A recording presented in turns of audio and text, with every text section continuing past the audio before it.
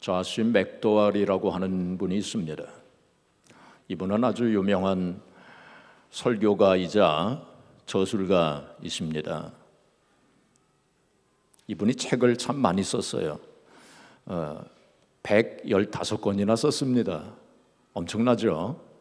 물론 그 중에는 공동 저술한 책도 있는데 이 115권 책 가운데서 가장 유명한 책이 어떤 책이냐면 1972년에 발간된 Evidence That Demands a Verdict라고 하는 책입니다. 우리말로 번역을 하면 평결을 요구하는 증거라고 하는 책 제목입니다. 이 verdict, 평결이라고 하는 것은 배심원의 그 평결을 의미하는 겁니다. 이분은 이 책에서 성경이 하나님께서 쓰신 책이다라고 하는 것을 증명하고 또 예수님께서 하나님의 아들이심을 증명을 하고 기독교가 진리라고 하는 것을 증명을 했습니다. 이 책이 베스트셀러가 되었고 많은 학자들이 이 책을 가리켜서 제2차 세계대전 이후에 쓰여진 수많은 책 가운데서 가장 영향력 있는 책 중에 하나라고 그렇게 평가를 했습니다. 제가 목회하면서 졸업하는 학생들에게 이 책을 선물로 많이 주었어요. 그런데 이 책이 그렇게 읽기가 쉬운 책은 아닙니다. 굉장히 두껍습니다. 그리고 책이 커요. 그리고 글자는 아주 작습니다. 그러니 얼마나 읽기가 어렵죠. 그렇지만은 굉장히 좋은 책입니다. 그래서 여러분들도 기회가 되시면 한번 읽어보시고요. 자녀들에게 영어를 이해할 수 있는 자녀들에게 꼭 선물로 하나씩 주면은 성경 다음으로 가장 귀한 책이 될 것입니다. 이분이 이런 간증을 했어요. 그는 어렸을 적부터 나는 누구인가? 그리고 나는 이 세상에 왜 사는가?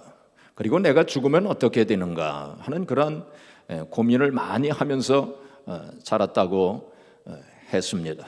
그래서 그는 교회를 열심히 다니면 이 문제에 대한 해답을 얻게 될 것이다. 그렇게 생각하고 교회를 열심히 다녔대요. 그런데 그 해답을 찾지 못했답니다. 그가 다닌 교회가 복음적인 교회가 아니었습니다.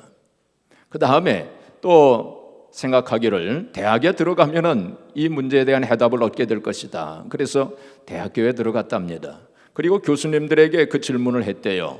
그런데 그 교수님들이 그 질문에 대한 해답을 주지 못했답니다.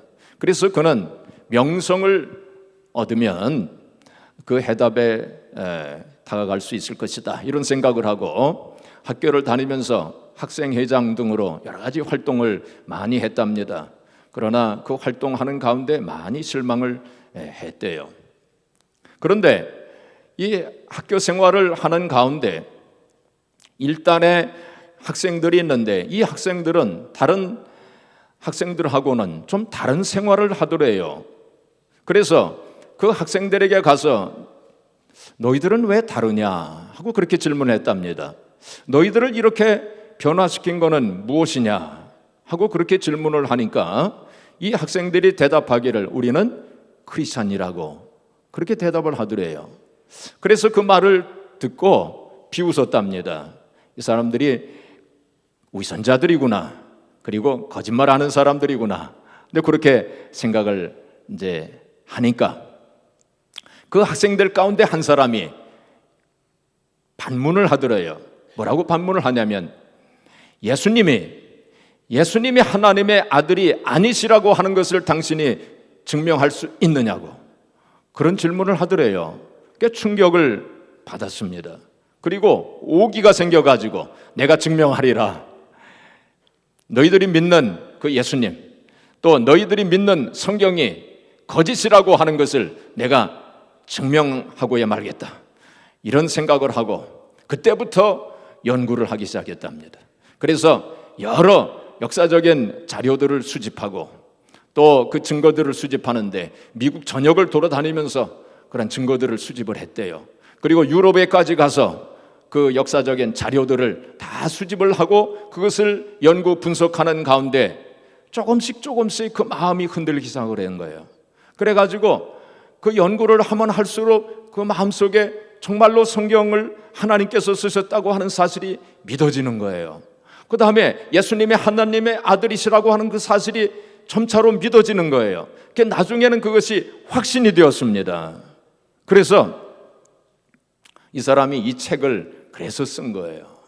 바로 예수님의 하나님의 아들이시라고 하는 거, 성경에 하나님께서 쓰셨다는 것, 기독교의 진리라고 하는 그 사실을 증명하는 그러한 책을 이 사람이 썼습니다. 그리고 그 자신은 그 인생이 완전히 바꾸어졌어요. 그래서 인생의 목적을 확실히 이제는 깨닫게 되어지고, 그리고 다른 사람들을 보는 눈이 달라졌다고 합니다. 그 전에는 다른 사람들을 볼 때 그냥 자기가 성공하고 출세하기 위해서 다른 사람들을 이용하는 그러한 눈으로 다른 사람들을 보았는데, 이제는 다른 사람들을 섬기는 마음으로 다른 사람들을 보게 되었다고 그렇게 고백했습니다. 그리고 그의 인격이 달라졌어요. 그는 원래가 혈기가 많은 사람이었답니다. 그래서 대학교 1학년 때는 그 혈기를 가지고 다른 사람 한 사람을 죽일 뻔한 사건도 있었답니다. 그렇게 혈기가 많은 사람이었대요. 그리고 또한 그 마음속에 미움, 그 미움의 감정이 가득 차 있었답니다. 특별히 자기 아버지에 대한 믿음이 그 마음속에 가득 차 있었대요. 그 아버지는 유명한 알코올 중독자였답니다. 그래가지고 그냥 계속 그 술을 먹고 그 어머니를 학대했답니다. 그래가지고 어릴 적에 그 마음속에 어떻게 하면 아버지를 죽일 수 있을까, 그런 생각을 많이 했답니다. 내가 힘이 세지면 꼭 아버지를 죽이겠다 하고 그 마음을 먹었답니다. 그리고 그 한을 품고 그 미움의 감정을 가지고 그렇게 살았는데, 예수님을 영접하고 이제 크리스찬이 되었을 때 5개월 되는 어떤 날 그는 전화를 건 거예요. 아버지한테 전화를 건 거예요. 그 마음속에 예수님을 영접을 하니까 하나님께서 그 마음을 만져주신 거예요. 그리고 바꿔주신 거예요. 그렇게 미워하던 아버지였는데 이제는 아버지가 불쌍하게 여겨지는 마음이 생겨나게 된 거예요. 그래가지고 전화를 붙잡고 그렇게 얘기했답니다. Dad, I love you 라고 그렇게 전화를 했대요. 그 아버지가 너무 놀래가지고 아무 말도 못하고 그냥 전화를 끊더랍니다. 그리고 얼마 후에 그 아버지가 이 아들을 찾아온 거예요. 그리고는 그 아버지가 그 아들을 찾아와서 떨리는 음성으로 말하기를 How can you love a father like me? How can you love a father like me? 나 같은 아버지를 어떻게 사랑할 수 있냐? 그렇게 말하더랍니다. 그래서 이 아들이 자기에게 일어난 일을 얘기를 한 거예요. 예수 그리스도를 영접하고 이제 하나님을 믿게 되었다고. 그때 하나님께서 내 마음을 바꾸어 주셔서 아버지를 그렇게 미워했었는데 이제는 아버지 일을 용서하게 되어지고 또 이제는 아버지를 사랑하게 되었노라고 그렇게 얘기를 하는데, 그 아버지의 눈 속에 눈물이 고이더랍니다. 이 조시 맥도웰이 생전 처음 아버지의 눈 속에 눈물을 보았답니다. 그러면서 그 아버지가 하는 말이 네가 믿는 하나님을 나도 믿고 싶다 그러더래요. 그래서 이분이 하나님을 믿게 됐어요. 그 자리에서 아버지도 울고 아들도 울고 그렇게 얼싸안고 그렇게 통곡을 했답니다. 그리고 아버지가 이제 크리스찬이 됐는데 놀라운 일이 생겼대요. 이 아버지가 그토록 평생 알코올 중독으로 그렇게 살았는데 이 아버지가 술을 그 이후로 먹지 않더랍니다. 먹지 않았어요. 끊었어요. 정말 알코올 중독자가 술을 끊는다고 하는 게 쉬운 일입니까?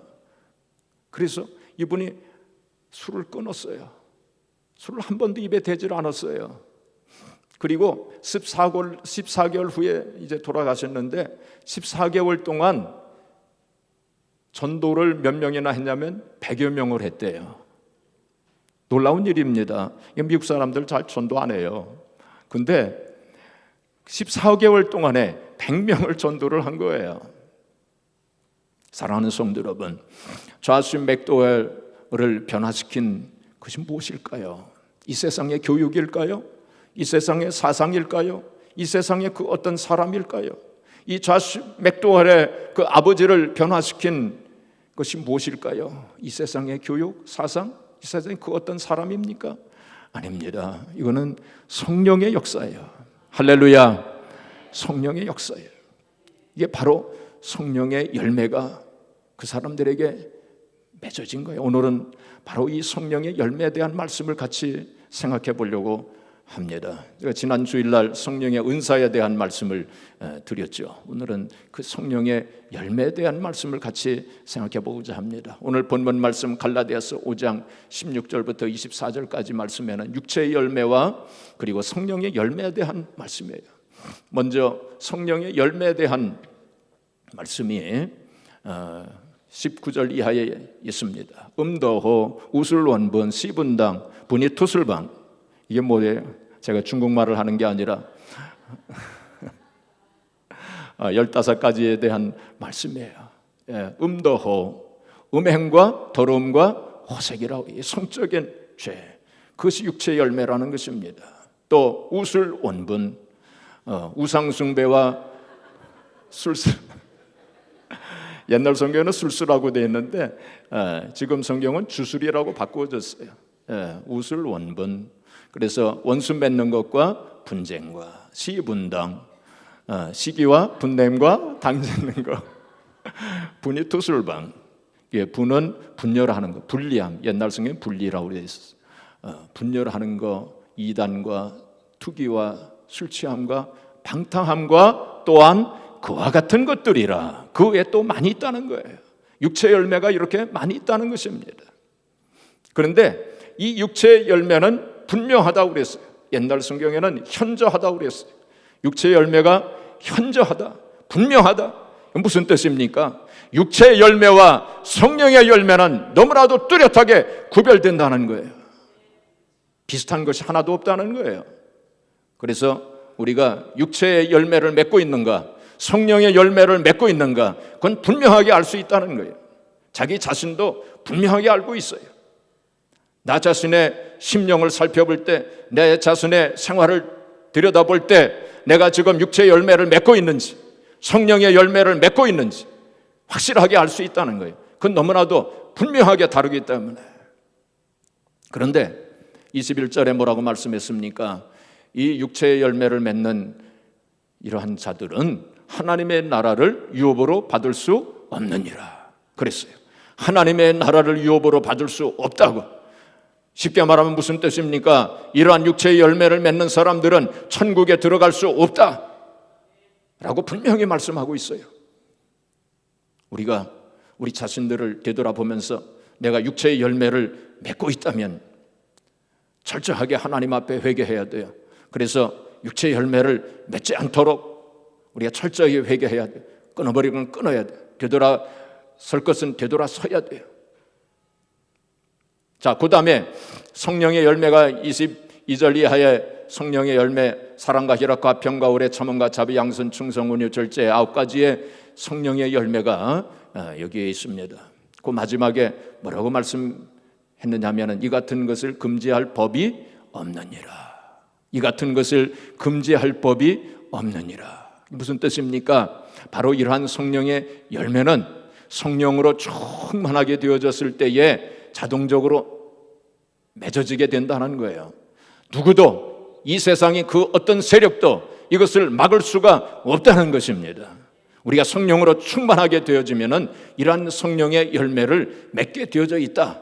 이제 그런 뜻입니다. 그래서 오늘 이 성령의 열매 9가지에 대해서 좀 간단하게 좀 생각해 보고자 합니다. 그 전에 제가 이 성령의 열매 하나하나를 좀 자세하게 좀 같이 생각해 본 적이 있지만은 오늘은 이 9가지를 다 간단하게 좀 정리하면서 좀 생각해 보고자 합니다. 첫 번째는 사랑입니다. 사랑. 성령 열매 9가지 중에서 사랑의 열매가 제일 먼저 나옵니다. 이 사랑의 열매는 우리가 바로 성령의 역사로 인해서 맺어지는 열매예요. 세상 사람들도 사랑을 합니다. 그러나 성령께서 맺어주시는 이 사랑의 열매와 세상 사람들이 하는 사랑은 그 차원이 달라요. 성령께서 맺어주시는 이 사랑의 열매는 더 깊이 있는 사랑을 하게 됩니다. 바로 하나님의 사랑을 체험한 사람만이 이 사랑을 할 수 있어요. 성령의 역사로 우리의 마음에 충만하게 되어지고 부은바되어졌을 때 비로소 맺어지는 열매가 바로 사랑의 열매입니다. 그래서 로마서 5장 5절에 보시면은 이렇게 말씀했어요. 우리 같이 읽어보겠습니다. 소망이 우리를 부끄럽게 하지 아니함, 우리에게 주신 성령으로 말미암아 하나님의 사랑이 우리 마음에 부은 바 됨이니. 성령으로 말미암아 하나님의 사랑이 우리 마음에 부은 바 되었다고. 성령의 역사로 말미암아 하나님의 사랑이 우리 마음에 부은 바 되어질 때 비로소 그 사랑 가지고 다른 사람을 사랑할 수 있게 된다는 거예요. 우리는 원래 다른 사람을 사랑할 수 있는 능력이 우리에게 없습니다. 그래서 바로 하나님의 사랑이 우리 마음에 부은 바 되어졌을 때, 바로 하나님의 사랑을 깨달아 알게 되어졌을 때 그 하나님의 사랑을 가지고 다른 사람을 사랑할 수 있게 된다는 것입니다. 저수지에 물이 차가지고 철철 넘치듯이 하나님의 사랑이 내 마음에 부은 바 되어졌을 때, 십자가에 나타난 그 하나님의 사랑이 내 마음속에 감동이 되어지고 내 마음속에 충격으로 다가올 때, 그 사랑이 넘쳐 흘러서, 하나님의 사랑이 넘쳐 흘러서 다른 사람에게 전해지는 그것이 바로 사랑의 열매로 나타나게 된다는 거예요. 둘째로 희락입니다. 이건 기쁨이죠. 성경을 보겠습니다. 요한복음 16장 20절부터 22절까지 우리 또 같이 봉독해 보겠습니다. 내가 진실로 진실로 너에게 이르노니 너희는 곡하고 애통하겠으나 세상은 기뻐하리라. 너희는 근심하겠으나 너희 근심이 도리어 기쁨이 되리라. 여자가 해선하게 되면 그때가 이르렀으므로 근심하라. 아기를 낳으면 세상에 사람 난 기쁨으로 말미암아 그 고통을 다시 기억하지 아니하느니라. 지금은 너희가 근심하나 내가 다시 너희를 보리니 너희 마음이 기쁠 것이요 너희 기쁨을 빼앗을 자가 없으리라. 지금은 기쁨을 누리지 못하지만은 이제 좀 있으면은 기쁨을 알게 되어지고 기쁨을 경험하게 돼요. 기쁨을 누리게 될 것이다. 예수님이 하신 말씀이에요. 무슨 뜻입니까? 바로 이것은 예수님께서 이제 부활하시게 되면 제자들이 큰 기쁨을 이제 누리게 될 것이다. 그런 의미와 함께 더 나아가서는 성령이 강림하실 때, 성령이 임하시면, 성령으로 충만하게 되면 그 마음속에, 제자들의 마음속에, 성도들의 심령 속에 이 세상에 가져다 주지 못하는 기쁨을 체험하게 될 것이다. 그런 의미가 여기에 있습니다. 사랑하는 성도 여러분, 우리 성도들이 느끼는 기쁨은 이 세상에 살면서 아무 근심거리도 없고 걱정거리도 없고 염려거리도 없고 아무 문제가 없을 때 느끼는 그러한 기쁨이 아닙니다. 바로 성도들이 느끼는 기쁨은 우리의 생활 속에 여러 가지 문제도 있고 근심, 걱정, 염려거리가 있어도, 고난과 환난이 있어도 바로 하늘에서 주시는 성령의 역사로 말미암아 경험되어지는 그러한 기쁨이에요. 성령께서 우리에게 주시는 기쁨은 바로 그런 기쁨을 나타내고 있는 것입니다.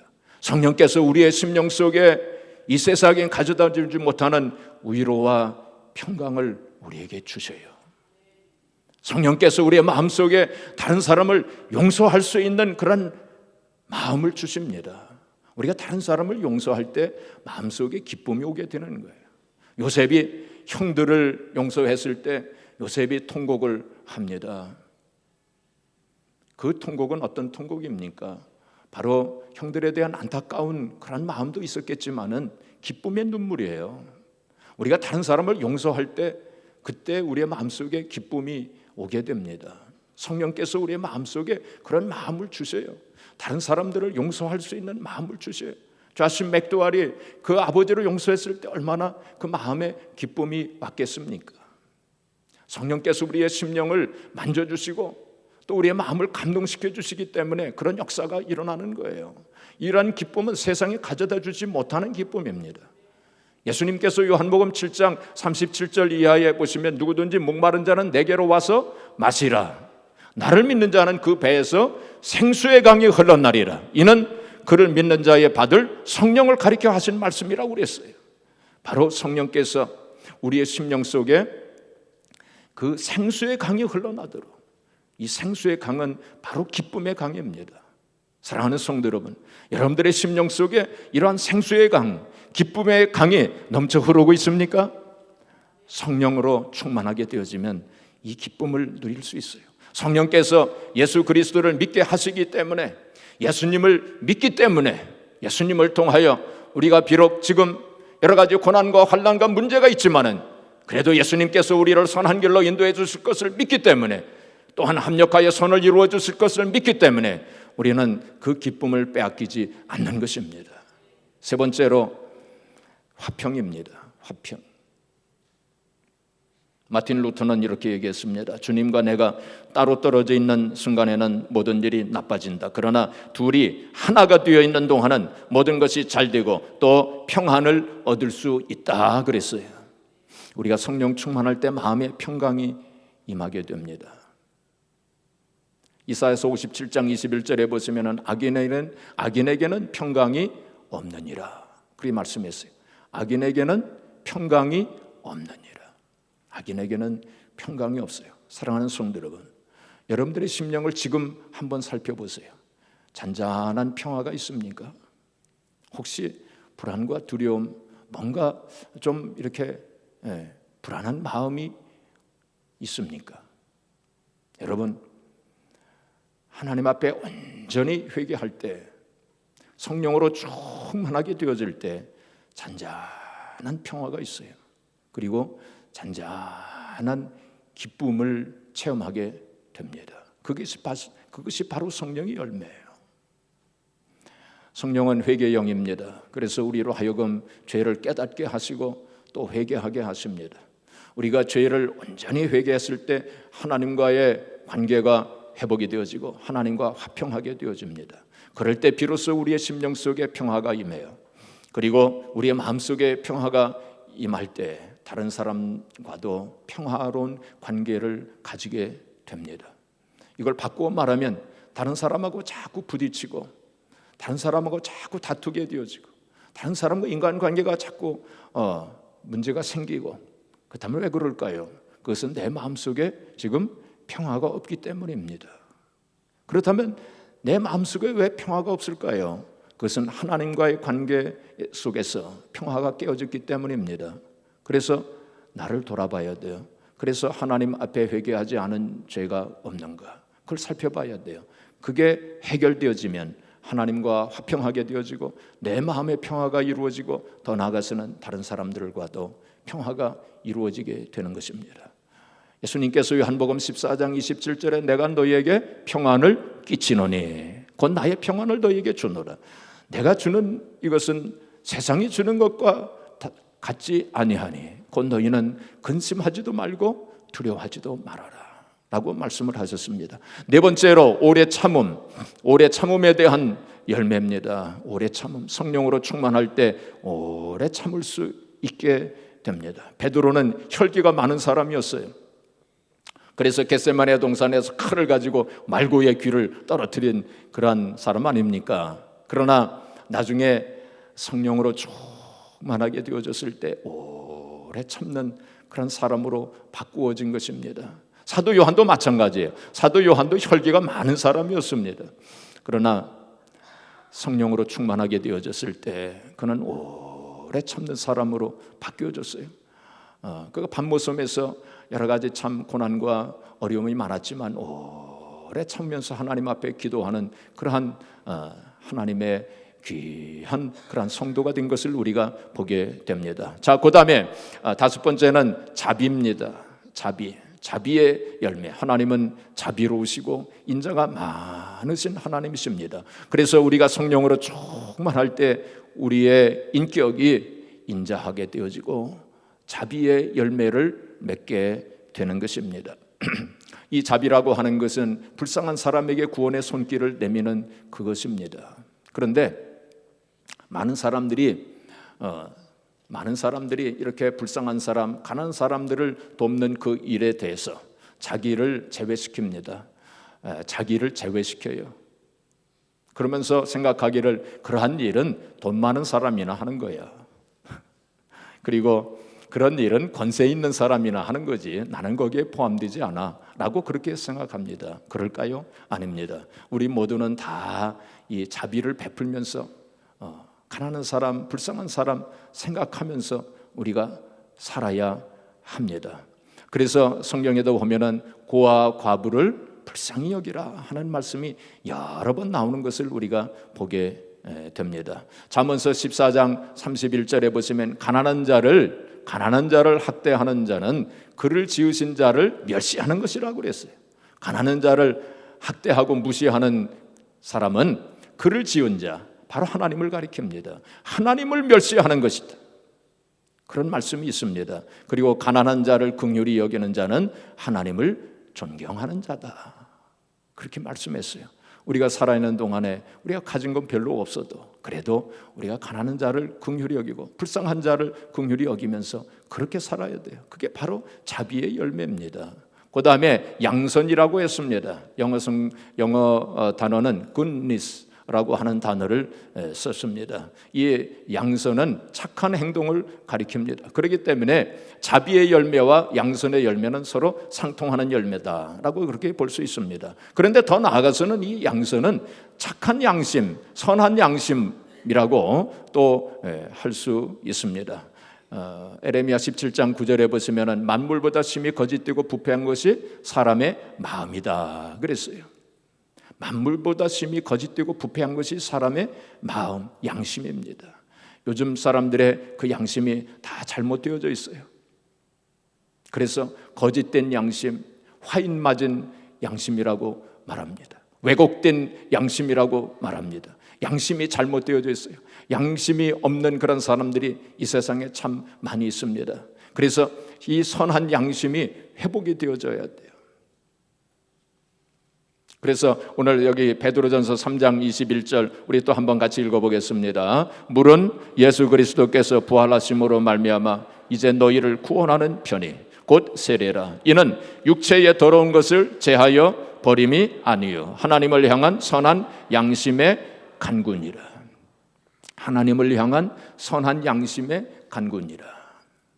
옛날 성경에는 뭐라고 되어 있으냐면 선한 양심이 하나님을 찾아가는 것이니라 그랬어요.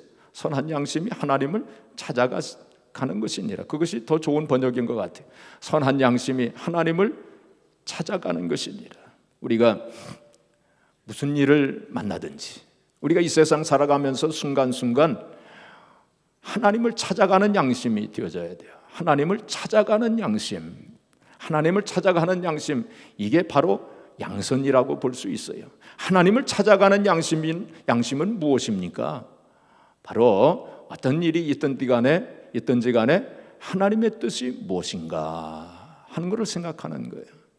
어떤 일을 만나든지 하나님의 도우심을 구하고 하나님의 은혜를 구하는 그러한 마음, 이게 바로 선한 양심입니다. 그래서 그것이 바로 양선의 열매를 맺게 되는 것입니다. 우리가 그런 마음으로 늘 하나님을 찾아가는 그런 마음으로 살아간다면 우리가 선한 양심을 가지고 살아갈 수 있게 될 것입니다. 그 다음에 7번째는 충성입니다. 이 충성이라고 하는 열매는 우리말로 신실이라고 하는 단어가 더 좋은 것 같습니다. 제 생각에는 영어로는 faithfulness라고 그렇게 말합니다.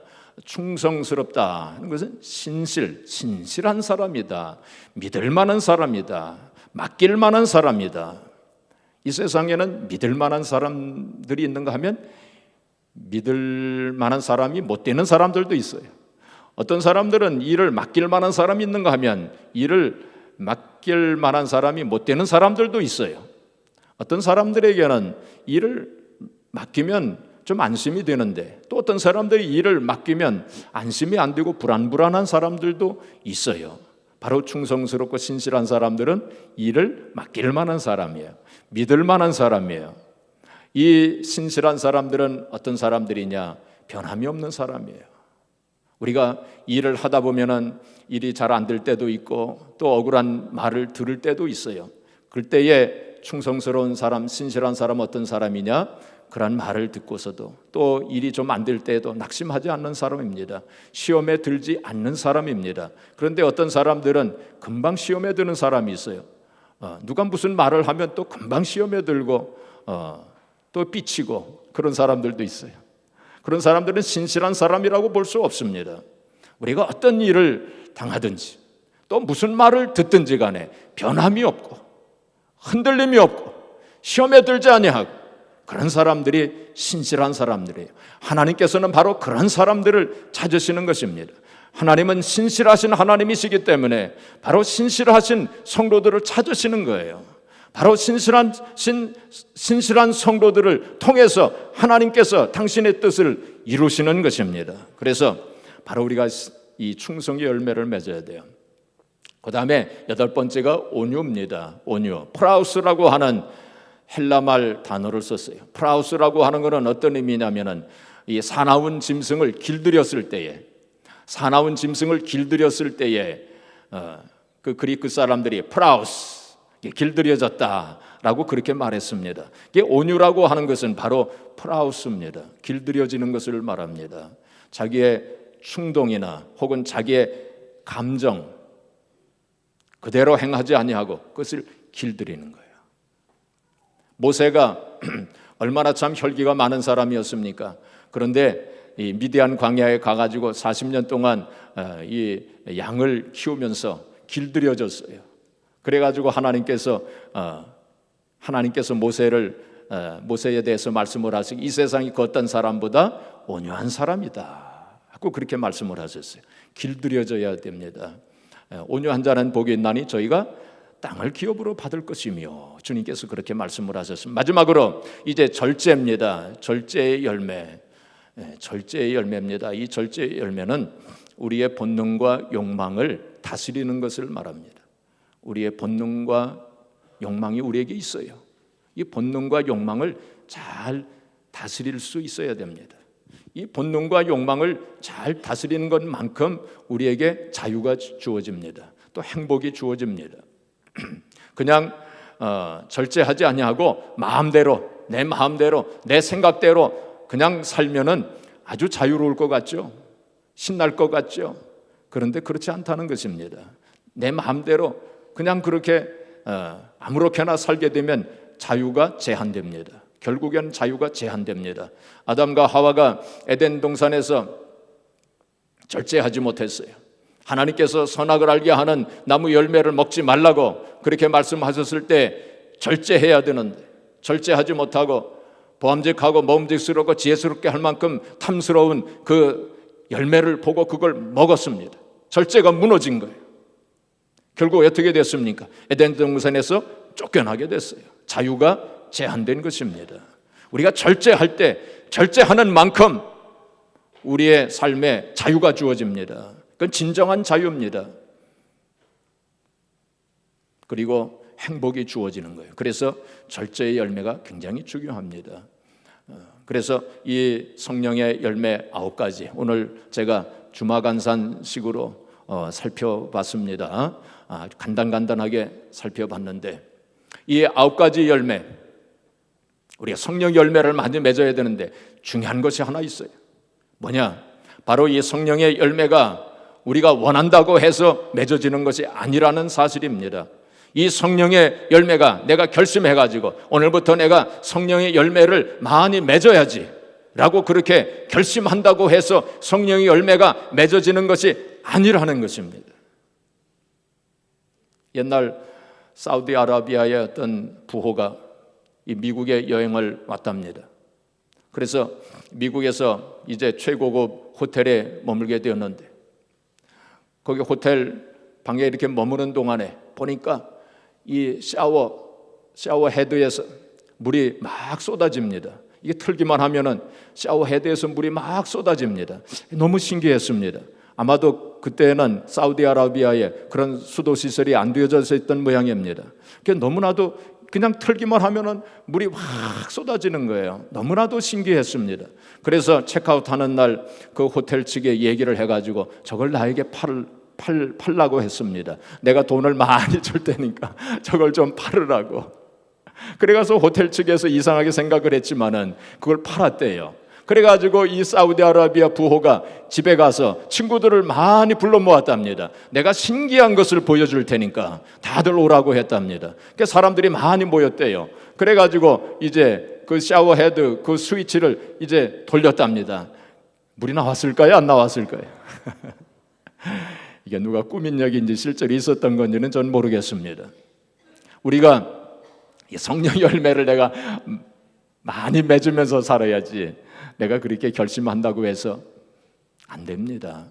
내가 흉내 낸다고 해서 안 됩니다. 하루 이틀은 조금 비슷하게 될지 몰라도 그게 안 됩니다. 그건 어떻게 될까요?